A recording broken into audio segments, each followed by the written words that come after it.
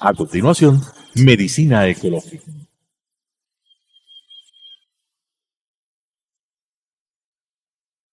Clasificación A. Apto para todo público. Las opiniones vertidas en este espacio por la producción y dirección del programa son de exclusiva responsabilidad de sus autores y de quienes intervienen en ellos. Telesucesos Canal 29 UHF presenta Medicina Ecológica, un nuevo enfoque de la salud pública diseñado especialmente para mejorar la salud de todos los habitantes en armonía con la naturaleza.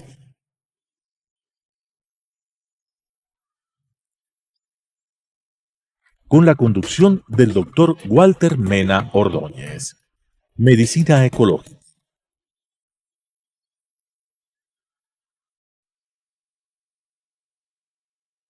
Hidalgo e Hidalgo.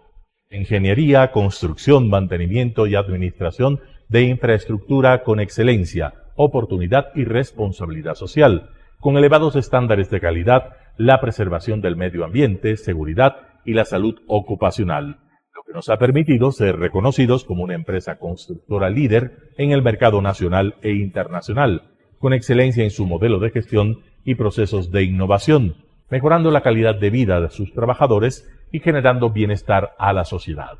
Hidalgo e Hidalgo, construyendo contigo el Ecuador desde hace más de medio siglo.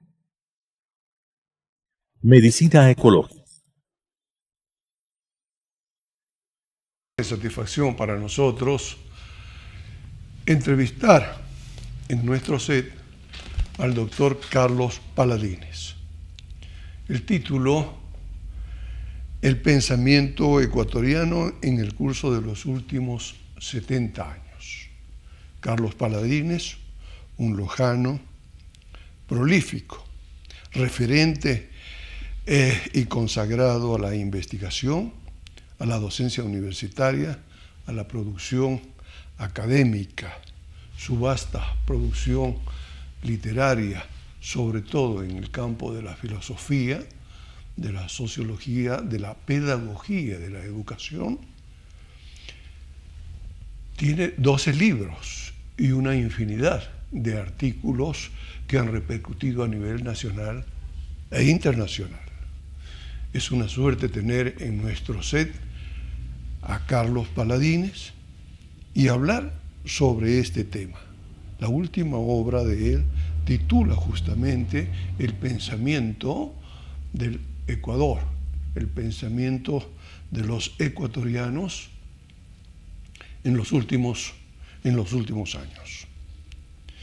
Y la obra está hecha de tal manera que es sobre la obra de Carlos Paladines que 4 especialistas en letras hacen entrevistas de diferente índole y recopilan la información de Carlos Paladines para hacerles las preguntas correspondientes y él con mucha sabiduría y certeza contesta estas preguntas de los expertos. Se basa en fuentes extraordinariamente importantes, en el pensamiento de un gran pensador argentino que estuvo con nosotros hace más de 40 años, el doctor Roy,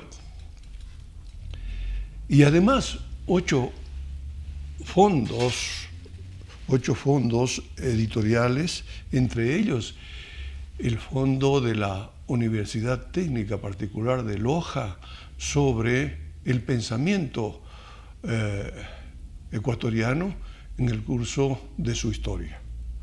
Con esta introducción queremos darle la más cordial bienvenida a nuestro amigo y paisano Carlos Paladines y comenzamos con lo primero: método para abordar semejante obra, ¿no es cierto?, filosófica y educativa en el Ecuador. El pensamiento de los ecuatorianos en el curso de los últimos 70 años. Nosotros, acordándonos de algo que se dijo en la Organización Mundial de la Salud, decimos, el método podría ser pensar en el mundo y actuar y escribir desde el Ecuador. Aunque el otro método conocido por un buen número de personas en este país y en el mundo, es contestar las 3 preguntas fundamentales de la filosofía. ¿Quiénes somos? ¿De dónde venimos? ¿Quiénes somos? ¿Y a dónde vamos? Con esta introducción, comencemos por el método, mi estimado Carlos. Gracias. En primer lugar, gracias por la invitación, por la posibilidad de conversar sobre estos temas que en el caso del pensamiento ecuatoriano, estoy seguro, tienen muchas personas en el país, muchos estudiantes que quieren conocer, y espero que vayan poco a poco especializándose y profundizando en esta veta del saber. ¿Cómo nació esta idea de escribir sobre estos últimos 50, 70 años? Fue una iniciativa de un grupo argentino de colegas que trabajan en Mendoza y en otras universidades, que cuando se enteraron que se había hecho la convocatoria, se estaban haciendo las invitaciones para el próximo Congreso Mundial de Filosofía, no recuerdo la ciudad, pero es en Italia, no sé en qué ciudad de ellos, va a ser 2025, este Congreso Mundial. A ellos se les ocurrió preparar un volumen para llevarlo al Congreso que recoja el pensar, los temas, las principales figuras, los debates de las escuelas de América Latina en esta última mitad del siglo XX, para presentarlo en el Congreso, más allá de que hay algunos ponentes, algunos profesores de filosofía latinoamericanos que vayan a concurrir. Ellos querían y quieren presentarse a este Congreso con un libro en cuyas páginas esté gran parte del desarrollo de la filosofía latinoamericana en estas últimas décadas. Me escribieron contándome la iniciativa, sugiriéndome que acepte. Dudé al comienzo, porque poner en pocas páginas 50 años de filosofía ecuatoriana o de cualquier parte de América Latina no es muy fácil. Por cosas de la vida me animé y tuve una primera dificultad, ¿no? Era tanto el material que cómo lo reduzco, cuál va a ser el esquema, el método, en palabras tuyas, Walter, que pienso seguir, ¿no? Empecé a trabajar, me habían dado varios meses, pero obviamente tenía una fecha determinada. Como siempre, en estas cuestiones a veces complicadas de escribir, llega un rato en que uno, a pesar de que vea limitaciones, que le falten fuentes, que incluso crea que está el trabajo no muy bien logrado, tiene que poner punto, ¿no? Ya veremos, a los lectores les gusta, lo critican, juzgan que no tiene mayor fundamento o aplauden, ¿no? Y lo utilizan. Lo envié. Me contestaron por suerte aceptándolo, les parecía que estaba muy bien logrado el nivel, porque les expliqué que me había resultado muy difícil escribir eso y que ya se me vence el plazo, quiero cumplirlo y allá va. Están por editarlo ya al libro, están, creo, ya en la etapa de correcciones, de pruebas y todo.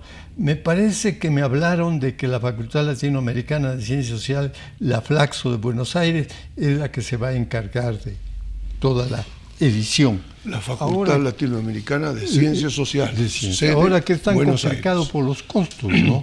Los costos de corrección, los costos de papel, todo eso es hoy en día en toda América Latina una complicación. Entonces ellos lo editarán, ¿no? ¿Qué era uno de los problemas metodológicos que tuve que enfrentar? Nosotros tenemos, como cualquier parte del mundo, en el Japón, en África, en cualquier lugar, una realidad que voy a llamar un contexto, en donde se han ido generando en estos 50, 70 años una serie de artículos, una serie de libros, a veces algunos sobre áreas especiales de la filosofía, libros de metafísica, libros de lógica, libros de historia del pensamiento latinoamericano, que entre nosotros se produce mucho, en el Ecuador y en América Latina. Tienes allí, diríamos, los textos, pero esos textos en el fondo son una respuesta a la sociedad, a lo que he utilizado como término contextos. ¿Cómo ir, por ejemplo, relacionando y encontrando el hilo conductor del pensamiento estético ecuatoriano o latinoamericano del pensamiento económico? Tenemos gente muy brillante en economía que ha reflexionado más allá de los datos económicos, de la investigación empírica, de lo que dicen las estadísticas bancarias. Más allá de eso, ellos han reflexionado sobre cómo van estas corrientes, cómo incide el pensamiento económico en el campo social, en el campo político, por supuesto, etc. Cómo vincular el contexto, ¿no?, con el texto. Cómo vincular un contexto, América Latina, por supuesto Ecuador, que está muy convulsionado, ¿no?, que está muy convulsionado en muchos países. Pensemos en Colombia, nuestro vecino, pensemos en Argentina, ¿no?, en México, en muchos países de América Latina se viven situaciones muy tensas, convulsiones muy profundas. Las estadísticas hablan de una serie de males que nos aquejan, nos preocupan. Y nuestra gente ha tenido la capacidad de pensarlos, unos más, otros menos, uno con mayor profundidad, eso lo podemos discutir. Lo que sabemos es que el pensador latinoamericano reacciona a su medio, aunque ese medio sea conflictivo y sumamente conflictivo. Pensemos lo que todos los días estamos viendo de la violencia, del narcotráfico. Todo eso llama la atención de médicos, llama la atención de ingenieros, impacta en la economía de un país. Se habla de que, aunque nos duela, es aproximadamente, algunos técnicos hablan de más del 10% del PIB, algunos llegan a decir 1/3 del PIB, que es un monto muy exagerado. Hubo años que estuvimos por los 100.000 millones, hemos bajado, etcétera, pero estamos hablando de 20, 30.000 millones de plata que mueve el narcotráfico. Ya. En todo tipo de negocios. Este es uno de los problemas en nuestro país, no solamente de nuestro país, no, sino de muchos países, pero el Ecuador particularmente está atravesando por una crisis severa en torno a este tema. Y yo creo que, a propósito de tu trabajo extraordinario, esto es uno de los elementos que los pensadores ecuatorianos deberían tener siempre presente cuando escriben sobre asuntos como la identidad. A propósito, aquí llegamos a un segundo punto en el que tú pones énfasis: la identidad. La identidad es una categoría que en tu libro realmente se desarrolla en forma magistral, extraordinaria, y a mí me gustaría que tú respondas a esta pregunta: identidad como la categoría crucial para abordar el estudio de la cultura del Ecuador. ¿Qué nos puedes decir sobre la identidad? Avanzo entonces. Estamos ante la gran dificultad de que nuestros pensadores responden a su medio, unos en mejor forma, otros a veces no con el debido tino o con la debida profundidad, pero responden. ¿Cómo recoger eso? ¿Cómo organizarlo en estos 50, en estas últimas décadas? Ese era el propósito básico del trabajo. Entonces, la metodología, una vez que se tienen los materiales, yo lo organicé en 3 grandes periodos, lo que llamo los inicios del siglo XX, ¿no?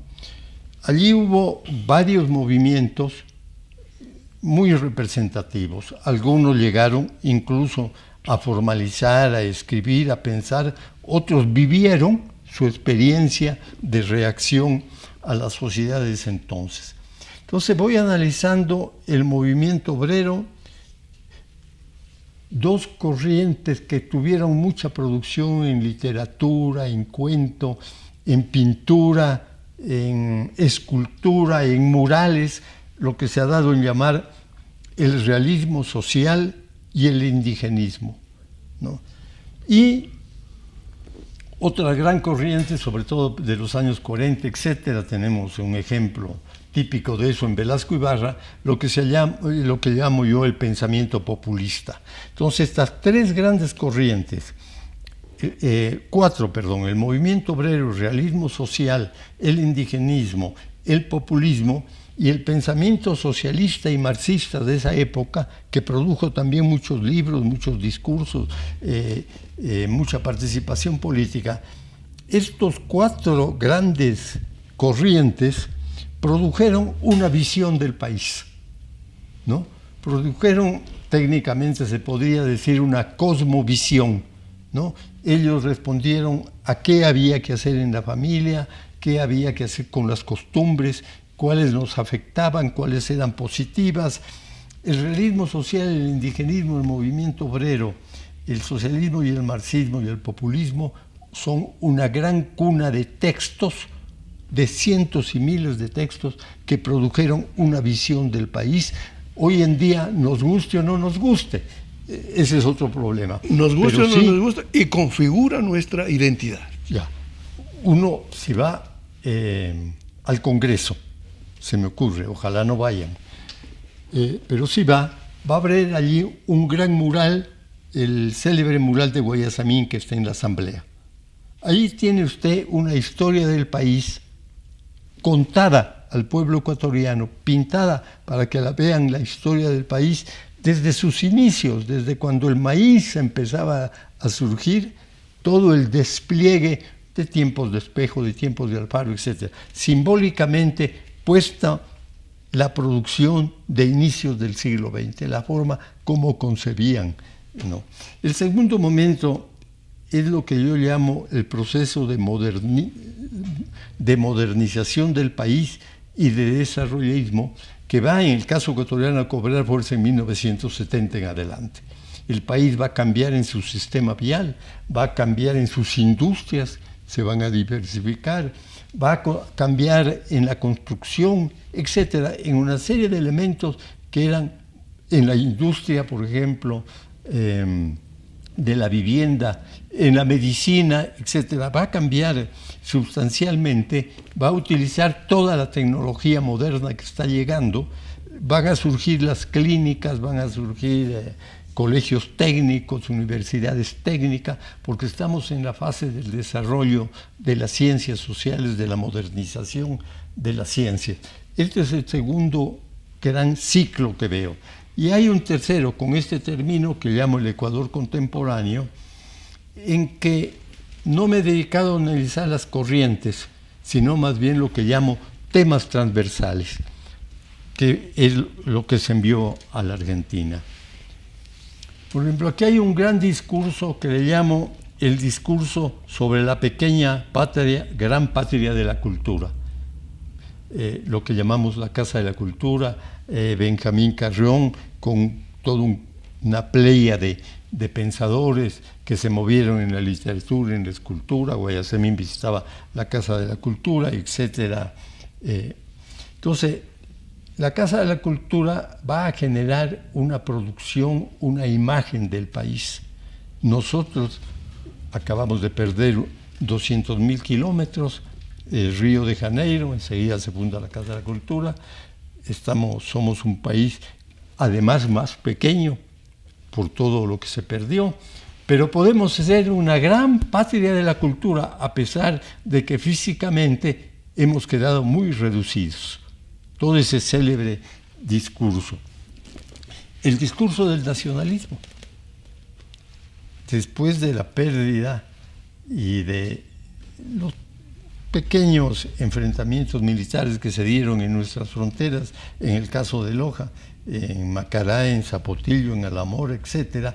Después de Machala, después de ese conflicto y de la firma del protocolo, hubo una reacción en el país a todo nivel para reconquistar, para defendernos, para fortalecer. Bueno, los primeros que son fortalecidos en este caso son los ejércitos, ¿no? La compra de armas permanente, etc. En este ambiente hay una fórmula que también alcanza un gran desarrollo doctrinal, teórico, el mestizaje. Tú lo has dicho, ¿no? Este es un capítulo también importantísimo, ¿no es cierto? Y la pregunta a propósito del mestizaje es cómo en esta personalidad, en esta identidad de los ecuatorianos, marcada por estos hitos que tú muy bien has señalado, cómo se introduce, para bien o para mal, diría, ¿no? Un filósofo de mucho peso decía con razón: nosotros somos una población ambivalente, ¿no? En diciembre glorificamos España y el 24 de mayo matamos a los españoles. Ya. Por favor. Bueno, entonces, en este segundo momento, en el Ecuador ya contemporáneo, frente al desarrollo del nacionalismo, la teoría del mestizaje, se desarrolla también un discurso sobre la identidad y las identidades, sobre todo en los grupos indígenas y en los teóricos indígenas. En las publicaciones de ellos se dan cuenta que no hay un modelo único. La identidad de los ecuatorianos, como decía el mestizaje, nosotros somos una síntesis de muchos pueblos, de muchas etapas milenarias que vienen de antes del Incario, antes de que llegaran los españoles y estaban nuestros pueblos. Van trabajando esa identidad indígena y dicen, pero no hay una, son varias. Una es la española, otras serán los de la costa, etcétera. Empiezan a generar las primeras críticas a la teoría del mestizaje y ellos van a hablar de una identidad de identidades, no una identidad única, sin diferencias. La española, no, una identidad con muchas diferencias. De identidades. Y hablan de identidades, sobre todo el grupo indianista. El grupo indigenista, del cual hablé en la primera etapa del siglo XX, ellos van a defender el indigenismo, pero los indianistas actuales tienen otra teoría sumamente rica, ¿no?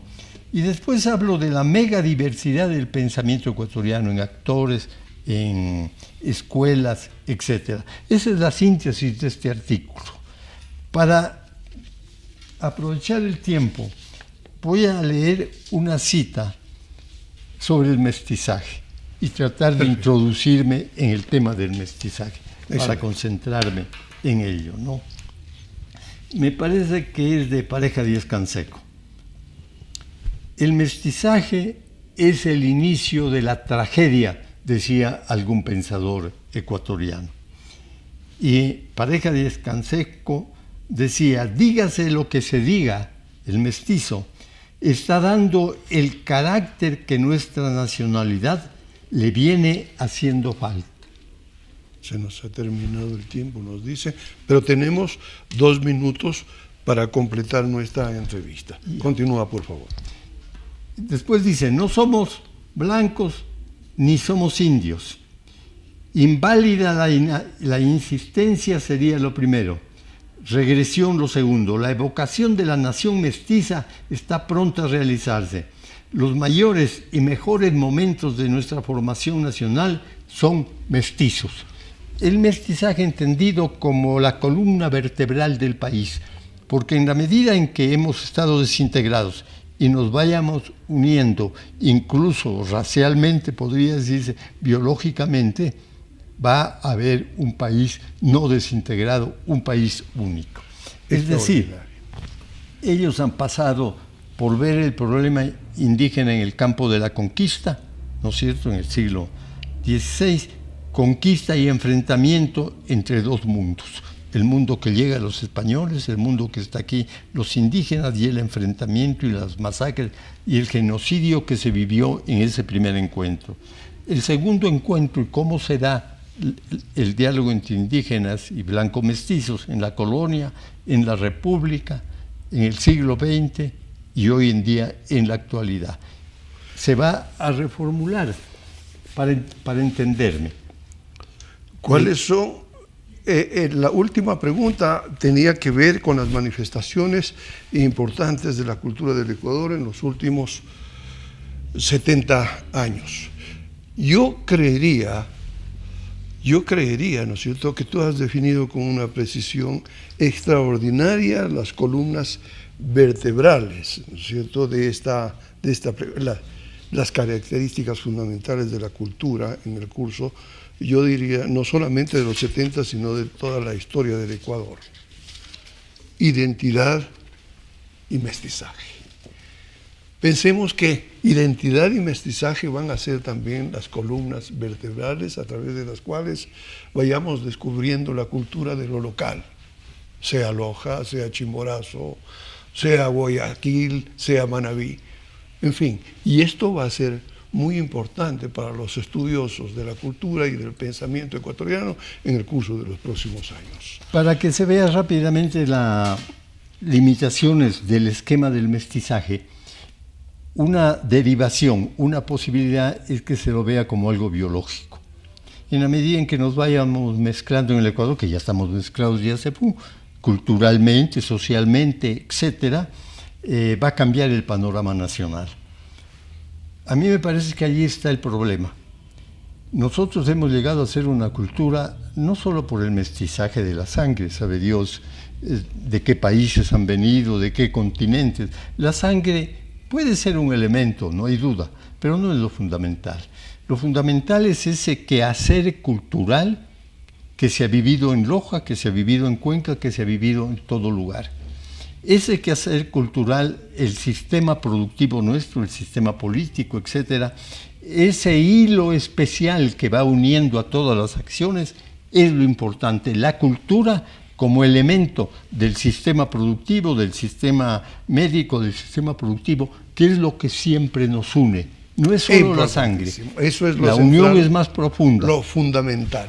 Amigos televidentes, queremos agradecerle enormemente a Carlos Paladines, a ustedes por su atención y a nuestros auspiciantes Hidalgo Constructores. Hasta la próxima oportunidad. Muchas gracias. Medicina ecológica.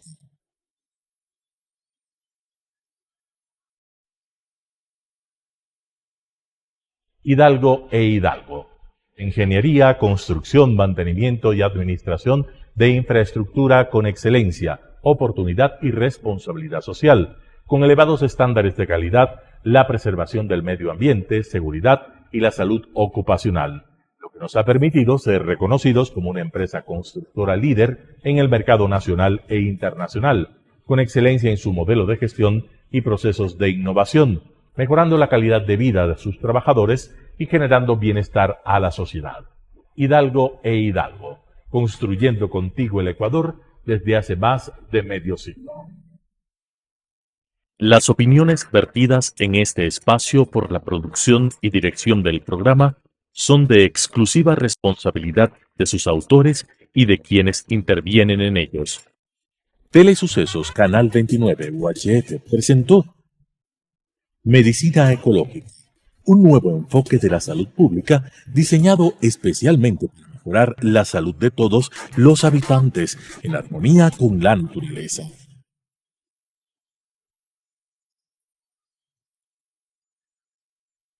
Con la conducción del Dr. Walter Mena Ordóñez.